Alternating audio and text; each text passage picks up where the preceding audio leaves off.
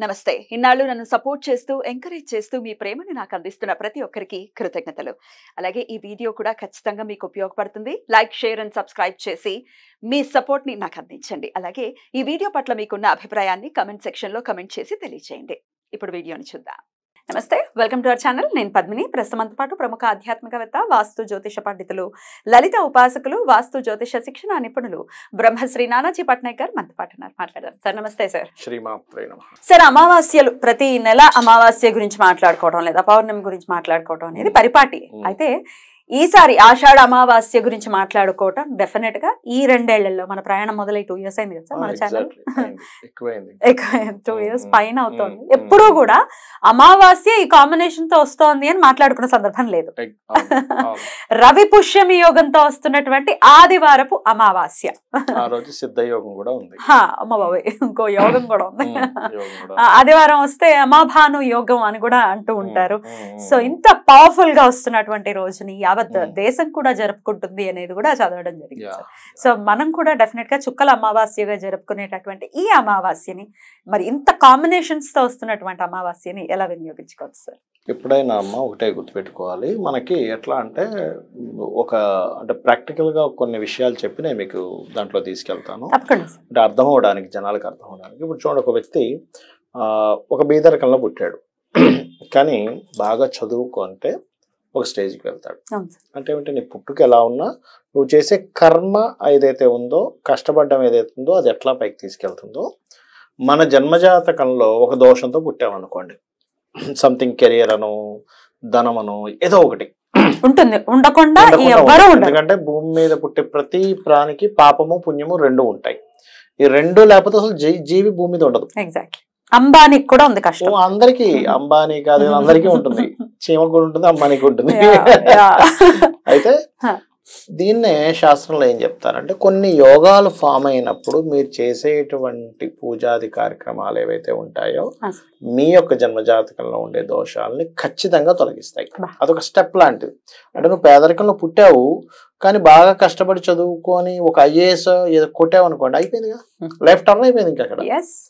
అలాగే same as it is, ఇలాంటి యోగాలు వచ్చినప్పుడు మీరు ఎంత చేస్తూ ఉంటే మీ పాప కర్మ అంత తొందరగా దగ్ధం అవుతుంది.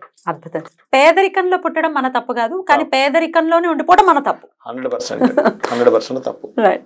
అది అట్లాగే ఇక్కడ ఏంటంటే, ఈ రోజు అంటే ఈ అమావాస్య నాడు ప్రత్యేకంగా చేయవలసింది ఏమిటంటే, ఇంట్లో ఎవరైనా కొన్ని చేయించుకుని ఉంటారు కదా, చూసారా?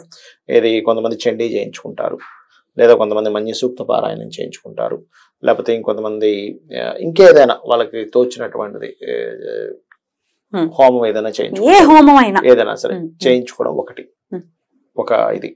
రెండవది ఏంటంటే అమ్మవారి ఆరాధన. అమావాస్యకి చాలా మంచిది అమ్మవారి యొక్క ఆరాధన, అది చేయాలి. అయితే ఇందులో సిద్ధయోగం వచ్చినందుకు, రవి పుష్య యోగం వచ్చినందుకు పర్టికులర్ గా ఏమిటి అంటే, వీళ్ళకి అకాల మృత్యు సంబంధించిన ఉంటాయి సార్. అకాలంగా ఏదో జరగబోతుందండి అని అనుకునేటువంటిది కానీ, అదేవిధంగా మనకి ఒక్కొక్కసారి జీవుడు కర్మ, అంటే ఇక్కడ ఏంటంటే ఆత్మ మనస్సు కర్మ కాంబినేషన్ అన్నమాట. ఇది పుష్యమి నక్షత్రం రోజు అమావాస్య వచ్చిందంటే దాని అర్థం ఏంటంటే, ఆత్మకారకుడైన రవి, మనస్కారకుడైనటువంటి చంద్రుడు పుష్యమి నక్షత్రంలో ఉంటున్నారు ఆ రోజు. అది కూడా ఆదివారం అయింది. అంటే ఏమిటి, మీ యొక్క మనసు ఏదైతే ఉందో, మీ యొక్క ఆత్మ ఏదైతే ఉందో, ఇవి ఒక్కొక్కసారి ఏమవుతాయంటే జన్మజాతకంలో పాడవుతాయి. చంద్రుడు పాడైంది అనుకోండి, ఎవరికైనా చంద్రుడు బాగా పాడైపోయాడు, వాళ్ళ మైండ్ సెట్ సరిగ్గా ఉండదు, కకలా వికలంగా ఉంటుంది, ప్రతి చిన్న విషయాలకి ఎమోషన్స్ అయిపోతుంటారు, బాధపడిపోతూ ఉంటారు. వాళ్ళని మనం చెప్పినంతసేపు ఓకే అవును నేను కరెక్ట్ గానే ఉన్నా అంటారు, మళ్ళీ మనం పక్క పోగానే మళ్ళీ సేమ్ డిప్రెషన్ లోకి వెళ్ళిపోతారు. అటువంటి వారికి కూడా ఈ యొక్క అమావాస్య బ్రహ్మాండమైన ఫలితం ఇస్తుంది. అదేవిధంగా కొంతమందికి సోల్ కారకుడు సన్ పాడైపోతాడు.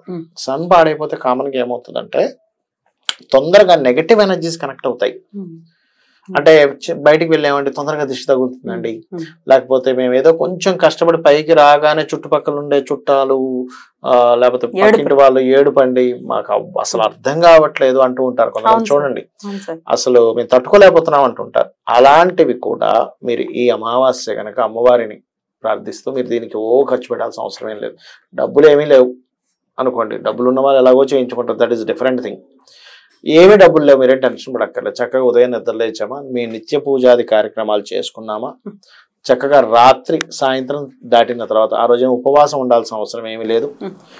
మీకు ఒకవేళ ఉంటాను అంటే ఫలాలు లాంటివి ఏమైనా తీసుకోండి. ఎందుకంటే ఏకాదశికి ఉపవాసం చెప్పారు, వేరే వాటికి ఉపవాసాలు చెప్పలేదు. మీరు శరీరం నిలబడడానికి కావాల్సినంత తీసుకొని మరి ఫుల్ గా తినకుండా ఉండాలి. కాకపోతే సాయంత్రం పూట చక్కగా మీరు లలిత చదువుకోవచ్చు.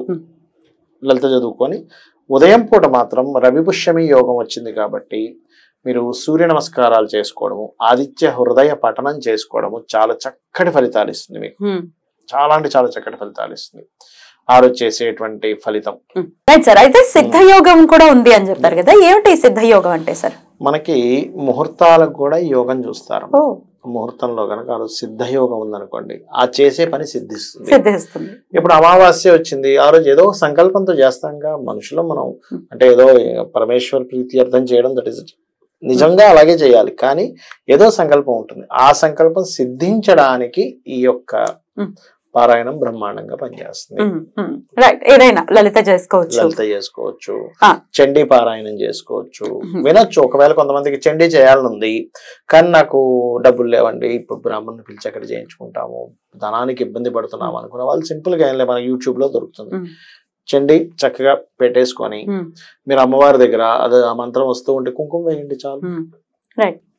అమ్మవారు ఏమైనా నువ్వు యూట్యూబ్ లో పెట్టావా పిలవకుండా అన్నదు, భక్తి ప్రధానం.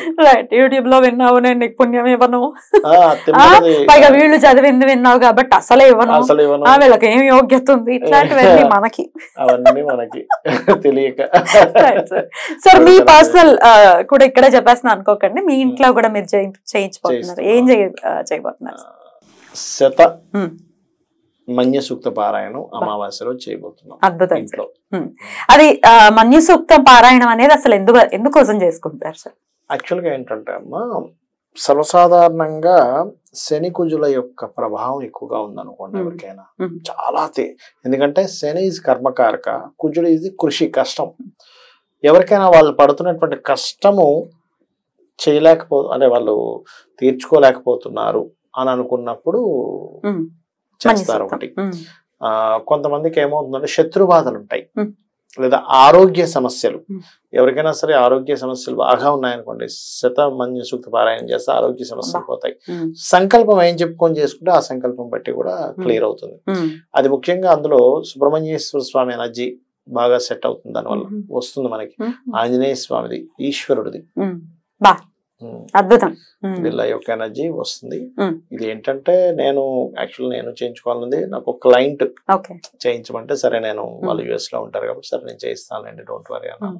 ఆ రకంగా ఆ రోజు సండే రోజు పెట్టుకోవడం జరిగింది. ఈ సండే రోజు అయితే మన్య సూక్తం విన్నా కూడా డెఫినెట్ గా చాలా పవర్ఫుల్ అని వింటూ ఉంటాను సార్. వినండి, ఎప్పటికప్పుడు వింటే కూడా చదవటం రాని వాళ్ళు, సో మాకేమైనా అవకాశం కల్పిస్తారా కొంచెం షూట్ చేసి? కావాలంటే ఎవరైనా సరే ఆ రోజు వాళ్ళ గోత్రనామాలు చదవమన్నా ఫ్రీగానే చదివిస్తారా? వెల్లువలా వస్తాయి సార్, రానివచ్చా? చూడండి, చూసినా సంతోషమే కదా. అదే చూసినా సంతోషమే. గోత్రనామాలు చక్కగా ఇచ్చుకోండి అని అంటున్నారు కాబట్టి ఎవరు కామెంట్ బాక్స్ లో పెట్టేసేమనండి, అదే గోత్రనామాలు మనం కామెంట్ బాక్స్ లో ఎంతమంది పెడితే వాళ్ళ గోత్రనామాలు అక్కడ చదవడం జరుగుతుంది. డోంట్ వరీ, మీరు దీనికి ఏమి టెన్షన్ పడకండి, అయ్యో దీనికి ఏమి డబ్బులు అవుతాయో. మేము చేసుకుంటున్నాం, ఒక క్లయింట్ తరపున నేను చేస్తున్నాను, నా కోసం కూడా చేసుకుంటున్నాను. సో ఇది అంత లోక కళ్యాణం అనుకోండి. చక్కగా అందరూ కూడా మరి మేము వినియోగించుకోలేకపోతున్నామే అని బాధపడాల్సిన అవసరం లేదు. ఆంజనేయుడికి చేసేటటువంటి క్రతువు అద్భుతం, భవిష్యత్ బ్రహ్మ ఆయన ఉన్నారు చిరంజీవిగా. సో ఖచ్చితంగా ఆయనకు చేసేది నెక్స్ట్ లెవెల్లో ఫలితాలను ఇస్తుంది ఖచ్చితంగా. చాలా చాలా కృతజ్ఞతలు సార్. ఇప్పటికిప్పుడు మీకు అనిపించింది, నేను అడిగిన వెంటనే చెప్పారు కదా, యాక్చువల్ గా అనుకోలేదు. ఇది ఏమి ప్లానెడ్ కాదు, ఇవాళే పొద్దున్న నేను మాట్లాడాను, నాకు ఆఫ్ ద స్క్రీన్ చెప్పారు. ఆఫ్ ద స్క్రీన్ చెప్పాను, మీరు ఆన్ స్క్రీన్ అడిగారు. సరే ఇప్పుడు ఒకటి, మనం ఏదైనా చేస్తున్నామంటే 10 మందికి బాగుండేలా చేయాలి. గోత్రనామం వాళ్ళతో కూడా చదివితే వాళ్ళకి ఎంత కొంత ఫలితం. అది భగవంతుడు ఏంటంటే 10 మంది కోసం చేసినప్పుడు ఆయన ఎక్కువ మెచ్చుకుంటాడు. చాలా చాలా కృతజ్ఞతలు సార్. Thank you. మరి కామెంట్ సెక్షన్ లో ఖచ్చితంగా మీ గోత్రము, మీ పేరు ఖచ్చితంగా మెన్షన్ చేయండి. రైట్, మీ యజమాని పేరు పెడితే సరిపోతుంది, సహకుటుంబస్య అంటారు, సరిపోతుంది. Right sir, thank you so very much sir. నమస్తే. శ్రీమాత్రే నమః.